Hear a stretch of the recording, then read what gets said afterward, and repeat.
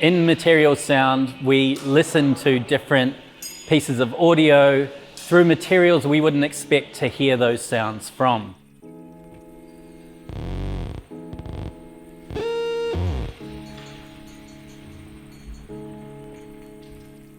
So the artists often take everyday objects, and they have those everyday objects interact with often movement, often by being struck. And by doing that, we think about materials differently. By hearing them make sounds we don't expect, we reimagine what materials might be.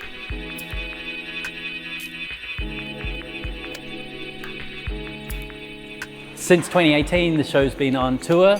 This is the 8th time it's shown in regional galleries.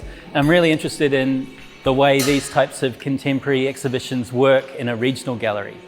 And the type of audience that comes to a regional gallery is quite different to the city.